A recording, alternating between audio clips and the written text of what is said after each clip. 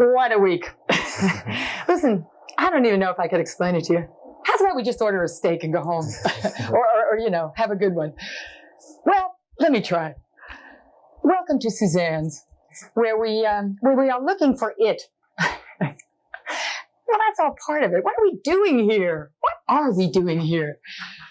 Oh, you want me to answer that question? Well, actually, we're looking for it. We're looking for the meaning of life. We're looking for what's it all about. Why are we here? You know, we're not here to have steak, right? We're not even here to go to work, right? Why are we here? Well, one of the reasons we're here is to ask this question, of course. The truth. Asking this question is kind of the cosmic fuel, you know, that keeps us juiced for the voyage. So this week, I have been bombarded. I work on the word processor to prepare written material about my life. And I work with good old Max, my producer.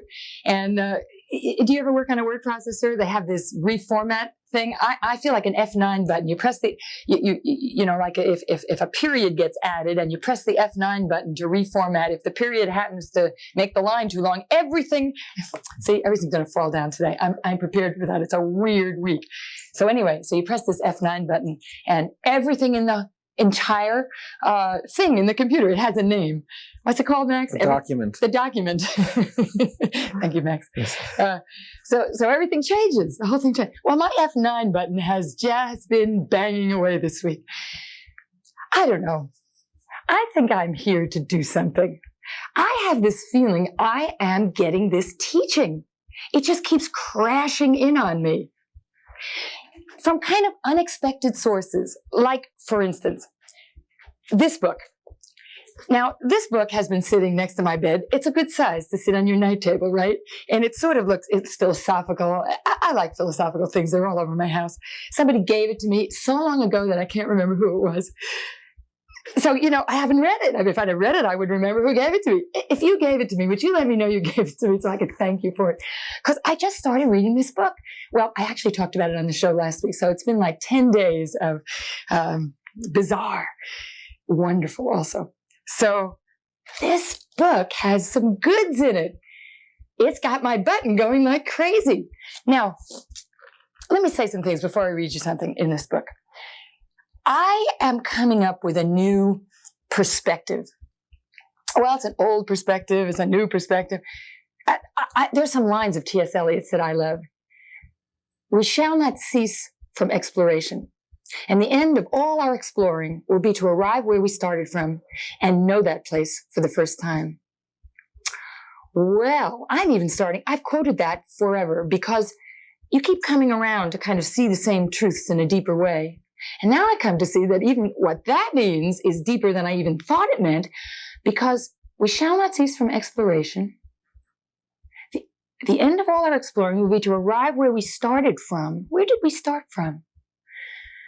Well, I do believe we started from God. Well, call it what you want. Source.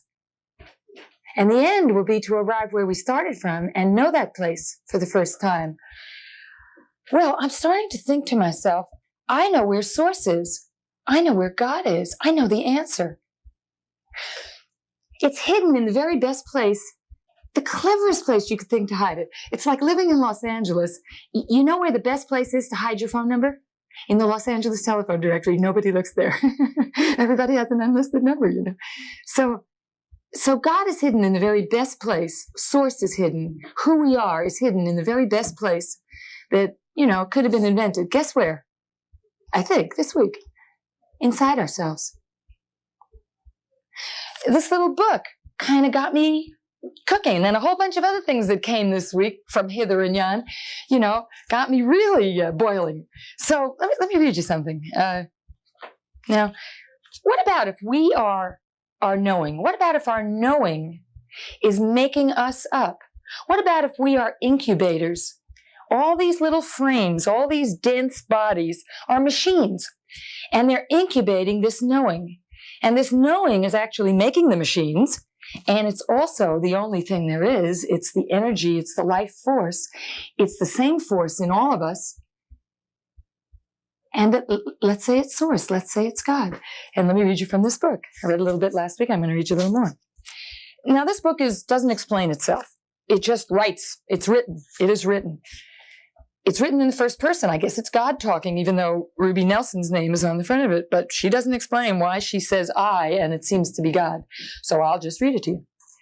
Yes, I so loved the world and all my children in it, that I gave to each and every one of you this most cherished gift.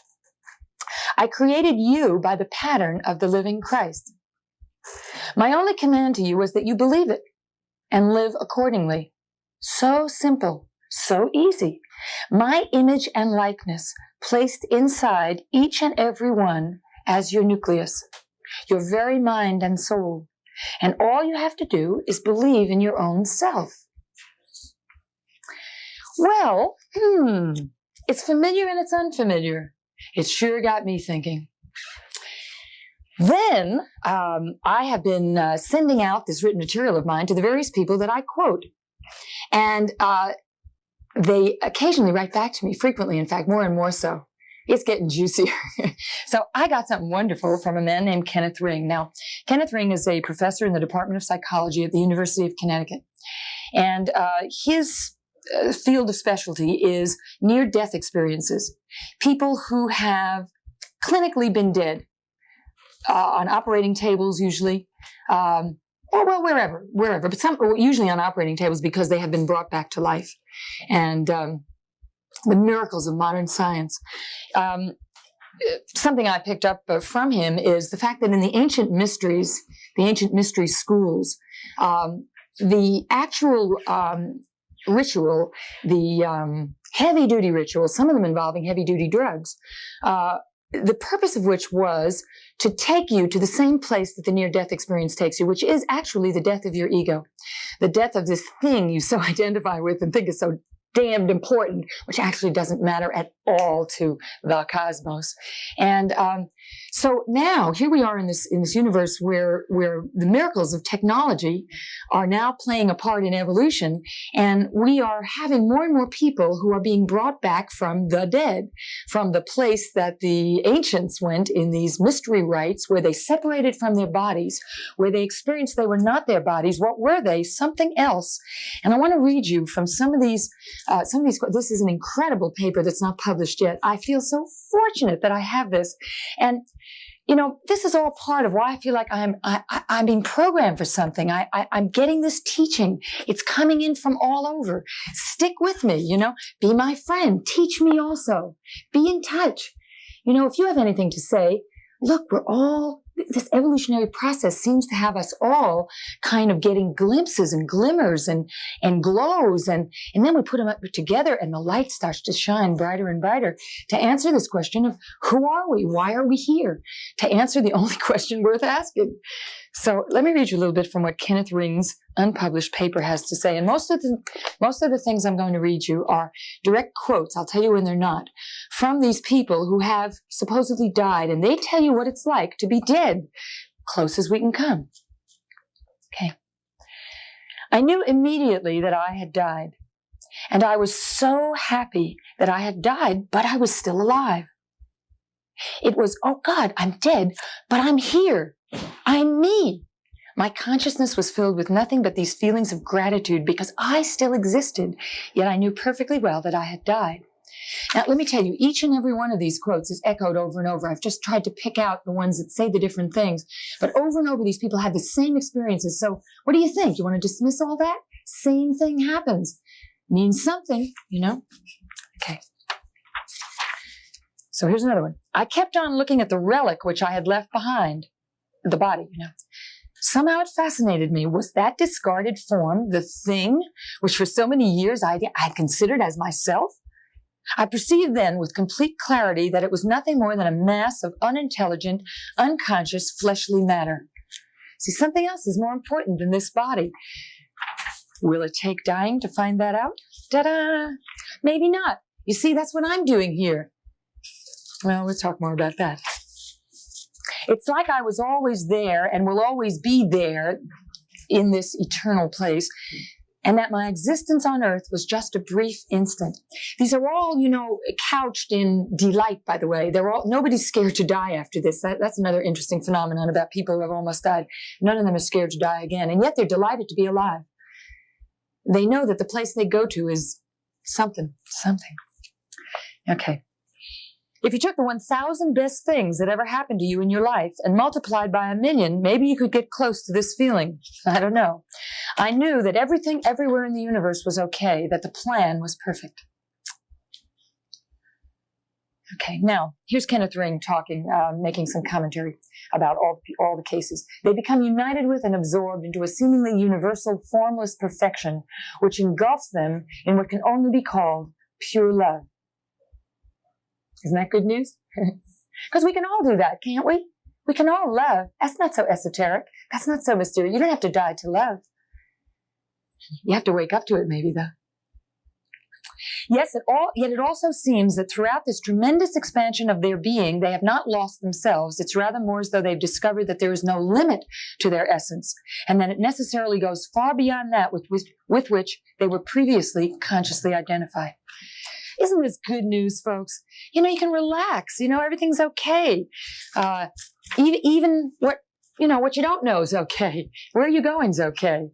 I experienced what I called a judgment, a total review of my life. It was surveyed in one clump, as it were. You could say the Creator judged me and be correct. I felt it was that, but even more. It was the totality of myself, my larger self. That's the Creator. My true self judging my little self. The body, the ego, the dumb things we do, the cruelties we inflict, the lack of love. The ego, the habits, the patterns or tendencies of Janet, this is the lady talking, within the context of the 20th century. Well, you better watch out, folks. Watch out how you live, Not only for how it feels to be alive, which is the most important thing. How's it feel right now? Are you having a good time? Are you happy? Is your heart open? Nothing's more important than that. But it's going to haunt you forever. Death punctures a hole, this is Kenneth talking again. Death punctures a hole in the tight fabric of the ego, which allows us to slip through in a moment outside of time to experience ourselves as infinite perfection. When this happens, we realize in the depths of our own being the truth of Meister Eckhart's dictum, a sage, that God is at the center of man. Are we the incubators? Oh, this is such good stuff. I like it. So here's another one who died, came back, finally he is made to ask himself the question, people are made to ask themselves the question, what have I done with this gift of life? And, let's see. Oh, here's an interesting fact that Kenneth Ring reports on. Do you know that all the people who died who came back had various religious backgrounds or beliefs in whatever they believed in, and yet after they came back, he sent out a survey to 30 people. Now, on a survey, you never get a total unanimous answer to these kinds of questions, whatever they are. He's a surveyor. He got a totally unanimous answer. It blew him away. And the answer was, do you believe in God? And the answer was absolute yes from all these people who before had whatever they had. And because, Kenneth Ring says, their experience had opened them up to the divine light within themselves. Well. Oh, let's cancel the steak. I'm having too good a time. Okay, so another one who came back. I became conscious in myself of eternal life. It was not a conviction that I would have eternal life, but a consciousness that I possessed eternal life then. Actually, that's a quote from a wonderful book, one of my favorites, by a man named Buck, who in 1901 wrote a book called Cosmic Consciousness. If you haven't read it, read it. He's the first documenter of the mystical experience in the likes of Jesus, Buddha, Shakespeare, Dante, Walt Whitman. He picks 12 that he can authenticate as the same experience. And that sent shivers up my spine a few years ago. I've been working off that one ever since. Well, what are we eternal beings going to do, for heaven's sakes? New game, old game, newly realized, ever newly realized, going deeper all the time, taking it more seriously all the time. Of course, taking it more seriously means also taking it more lightly. Don't bog down. Stay light. Enlightenment means to get lighter. Live with joy. Because if you're not experiencing joy, none of this makes any sense. Would the Creator have created you to be a rotten person having a bad time? Oh, dignify your essence, dignify your God, wherever you place it, inside, outside, with more smarts than that, for heaven's sakes. So I want to read you from something else that came in my exchange with others of like mind, from Robert Mueller, who I also read you from last week, the Assistant Secretary General of the United Nations. I also sent him my work, and he sent me this wonderful letter back. And here's another piece of it where he says, individual fulfillment and collective fulfillment can only be achieved if we see ourselves as part of the universe, of eternity. Just like Kenneth Ring was quoting, all those near-death experiences of the planet and of humanity. If we see ourselves as part of the larger picture, our soul is part of that, not this separate thing here, but that eternal spirit that's inside. To ignore these vast realities is to ignore what life is all about. Once we begin to think and feel in cosmic terms, then everything will fall into place. And it will no longer be a crazy world, but a miraculous world. Hey, folks, let's make it miraculous. The pressure's on. I'm not telling you anything new. I'm just, a channel here telling you the facts. Merely the facts, folks. The nuclear threat is with us. Are we going to wake up or are we going to exterminate ourselves? We don't have time to dawdle. So Robert Mueller suggested, as I said before, that maybe we should create a world movement of cosmic or universe persons. And I get that this is a way to do that. If you understand me, call me. We're going to pull all of us together. We're going to see about how we can create that, how we are creating that. You see, when Kenneth Ring sends that to me and Robert Mueller sends this to me and I send to them, they're in me and I'm in them, and their glimmers are shining me up and I'm shining them up. And that's all there is to do with one another. Shine ourselves up to answer this question of who are we and what the heck are we doing here? Now, I want to go on now. I've been bringing you this week in kind of bits and pieces what I've formerly used as a separate department called Messages from Central, which are these messages from these glowy places where we get tuned in and turned on. And I actually want to read you now some of my messages, some of the things that come to me when I'm especially clear. I feel very graced. I feel that I don't know. I'm just getting this information, and I write it down. I write it in a notebook. I suggest that everybody do that. Also, when I have to prepare this TV show, this is a wonderful discipline because whenever I'm fuzzy and cloudy and I have to come here and talk, boy, it's my F9 button keeps going click, click, click. Get it together. Be clearer.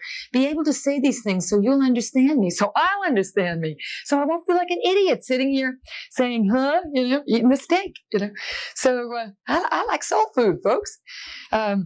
So here's some things that I've written, and I'll read them to you, and I'll talk with you as I read them.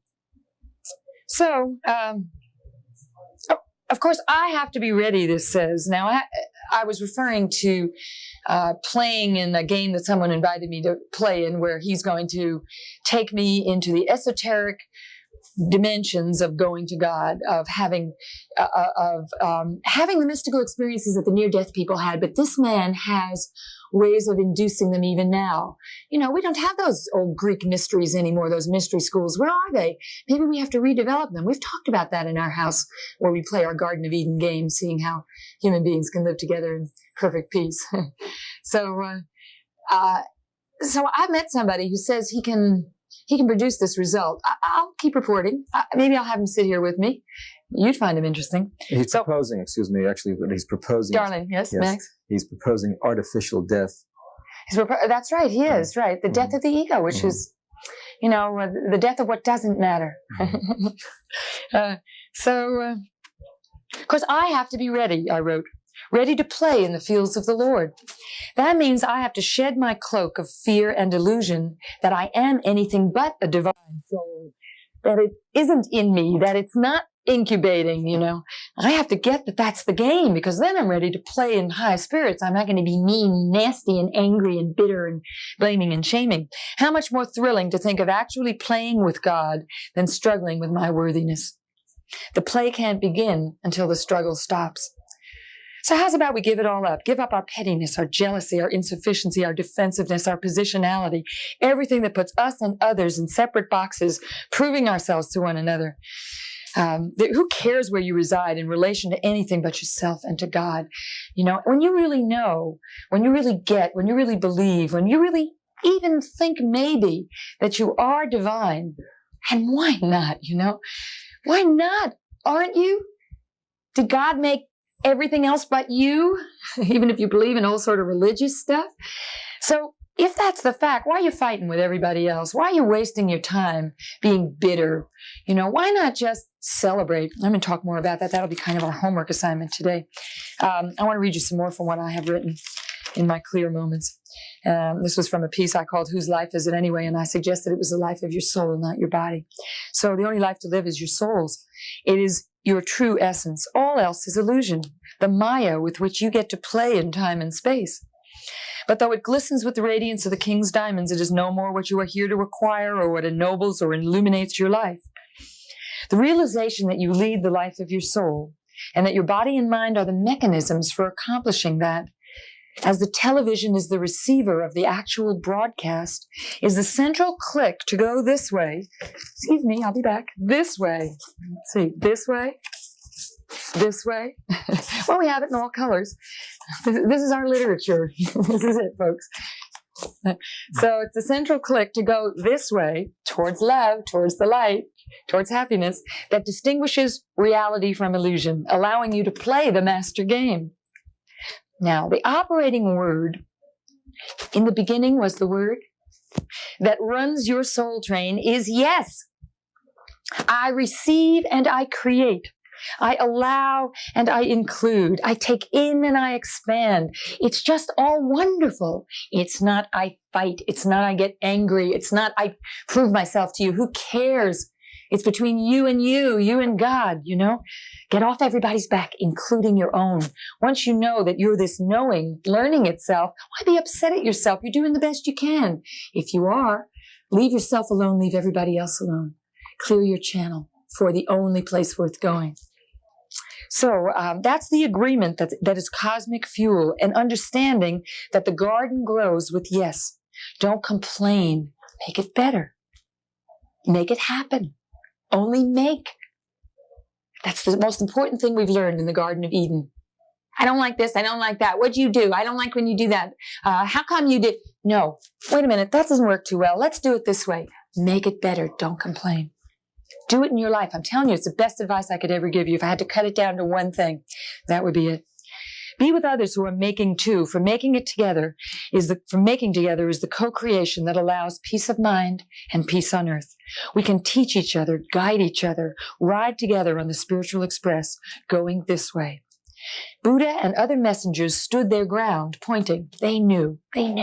Their knowing was fully developed. The route this way for us is through each other. Leapfrog with yes, with appreciation, with honesty, all bathed in love. Deny nothing, defend nothing. The door's only open to movement this way, and reactivity goes the wrong direction. This is a great game, the game. We lack only the vision, only the understanding, only the wisdom to know that it is the only one worth playing. I just have to tell you that this is not platitudes. During this week, I was very high from going this way. I was transcribing some wonderful tapes of old conversations that we'd had in the garden. They were fabulous. I'd forgotten them. They turned me on again. I met this person who was very interesting, who talked about how to create these artificial death experiences and how he was going to take me to the Father. I don't know. It was very interesting. And some people said, he has a nerve.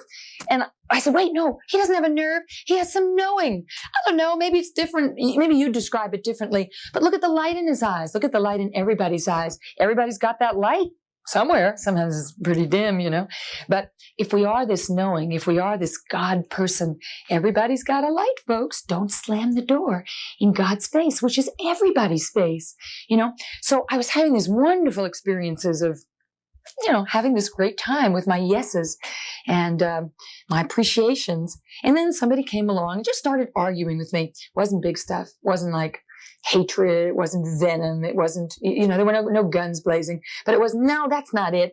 And well, did you ever stop to think? And it was the argumentative. And it went on for, long enough that I realized I was looking at the Christmas tree saying, isn't it time to take it down already?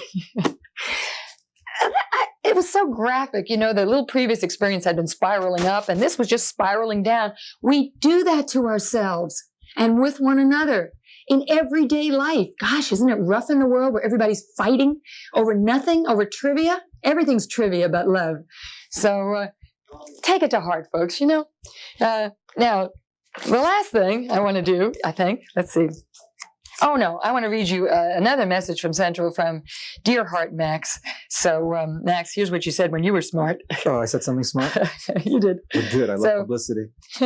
He said, if you want to do something smart, do something loving. This is going to lead me into the homework. It feeds you. You will never be hungry that way. So now I want to take everything I've said and bump it up another level and suggest to you not only that you be positive and say yes, how's about you live on give? How's about that's all you do is put out, that you make a decision right now. This is your homework.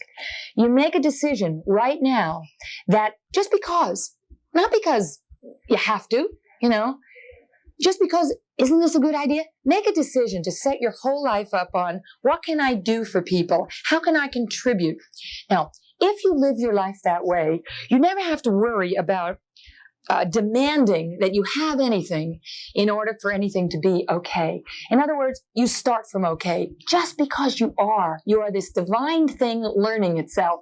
That's enough, So you can, from that place, say, thank you. Thank you. Thank you for this opportunity to be alive and do nothing from that moment forth but give, so that if you're not getting, so what? You're not here to get, you're here to give. And that feels so good that you're actually getting. Now, I discovered something else this week that I'm going to read to you. It's been in my bathroom for years, 1977, 6 it says in fact. I haven't even looked at it. It says, I looked at it finally. Those who bring sunshine to the lives of others cannot keep it from themselves.